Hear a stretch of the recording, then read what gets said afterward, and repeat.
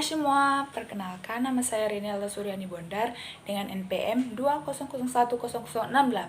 Di video kali ini saya akan menjelaskan yaitu manajemen mutu terpadu pendidikan non formal dari Critical Book di bab 7. Nah, yang pertama itu mutu pendidikan non formal atau PNF. Pendidikan non formal sebagaimana dinyatakan dalam Undang-Undang Nomor 20 tahun 2003 tentang Sistem Pendidikan Nasional pasal 26 ayat 1 yang menyatakan bagian dari sistem pendidikan nasional adalah jalur pendidikan di luar pendidikan formal yang dapat dilaksanakan secara terstruktur dan berjenjang yang diselenggarakan bagi warga masyarakat yang memerlukan layanan pendidikan yang berfungsi sebagai pengganti, penambah, dan pelengkap pendidikan formal dalam rangka mendukung pendidikan sepanjang hayat. Dan selanjutnya itu di ayat kedua dinyatakan dalam pendidikan berfungsi mengembangkan potensi peserta didik dengan menekankan pada penguasaan pengetahuan dan keterampilan fungsional serta pengembangan sikap dan kepribadian profesional. Nah, selanjutnya di ayat yang ketiga menyatakan bahwa pendidikan non formal meliputi pendidikan kecakapan hidup, pendidikan anak usia dini, pendidikan kepemudaan, pendidikan pemberdayaan perempuan, pendidikan keaksaraan, pendidikan keterampilan dan pelatihan kerja, pendidikan kesetaraan, dan serta pendidikan lain yang ditujukan untuk mengembangkan kemampuan peserta didik. Nah, sebagaimana diamanatkan dalam rancangan peraturan Menekpan dan reformasi birokrasi terdiri dari satu kegiatan pengendalian mutu program PNFI yang meliputi perencanaan program pengendalian mutu PNF, pelaksanaan pemantauan program PNF, pelaksanaan penilaian program PNF, pelaksanaan pembimbingan dan pembinaan kepada pendidik dan tenaga kependidikan pada satuan PNF, dan penyusunan laporan hasil pengendalian mutu PNF. Yang kedua yaitu kegiatan evaluasi dalam dampak PNFI, yang meliputi penyusunan rancangan atau desain evaluasi dampak program PNF dan juga penyusunan instrumen evaluasi dampak program PNF, pelaksanaan dan penyusunan laporan hasil evaluasi dampak program PNF, dan selanjutnya presentasi hasil evaluasi dampak program PNF. Langkah-langkah pengendalian mutu program tersebut dapat diterapkan dalam bidang pendidikan termasuk pendidikan non-formal manakala beberapa persyaratannya yang terdiri dari satu, adanya komitmen yang tinggi dari seluruh unsur yang terlibat dalam proses pendidikan, dan yang kedua itu penilaian kebutuhan atau unit assessment, dan yang ketiga itu perencanaan strategi melalui perumusan visi dan misi, identifikasi pelanggaran dan kebutuhannya, analisis 2 KPA yaitu kekuatan, kelemahan, peluang, dan ancaman. Dan yang selanjutnya itu penyusunan rencana taktis, dan yang kelima penilaian kemajuan. Aspek-aspek yang perlu diperhatikan dalam pengendalian mutu program yang dewasa ini berkembang menjadi penjaminan mutu program antara lain yang satu kurikulum, manajemen kelembagaan, organisasi sarana prasarana, ketengahan pembiayaan peserta didik, peran serta masyarakat dari lingkungan. Nah, salah satu tantangan dalam pendidikan non formal adalah pengendalian mutu dan keberlanjutan pelaksanaan program PNF belum dapat dilaksanakan secara efektif dan efisien.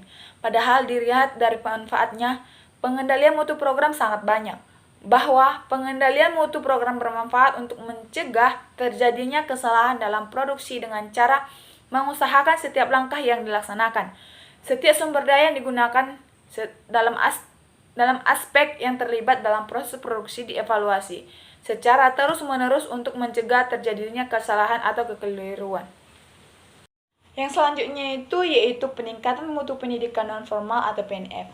Agar pengendalian mutu pendidikan program dapat efektif, maka strategi yang harus diperlukan harus memiliki ciri-ciri yang bagus, yaitu satu, teliti atau accurate, yang artinya informasi yang dihasilkan dari pengendalian harus benar. Yang kedua itu berkala atau timely, informasi harus diperoleh secara berkala sehingga usaha perbaikan dapat diberikan secara berkala juga. Dan yang ketiga itu objektif dan komprehensif, yaitu sistem harus dapat dipahami oleh semua orang yang terlibat. Yang keempat itu terfokus pada titik pengendalian yang strategis. Pengendalian harus difokuskan pada titik-titik sehingga penyimpanan dari standar dapat segera diketahui. Yang kelima itu realistik atau economically and organization realistic, yaitu sistem pengendalian mudah dilakukan sehingga biaya rendah. Yang keenam itu fleksibel.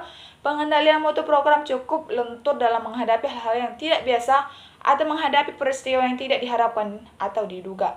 Yang ketujuh itu perspektif dan operasional, yaitu apabila standar performansi tidak ditemukan, sistem pengendalian mutu berkurang akan menunjukkan tindakan apa yang harus dilakukan.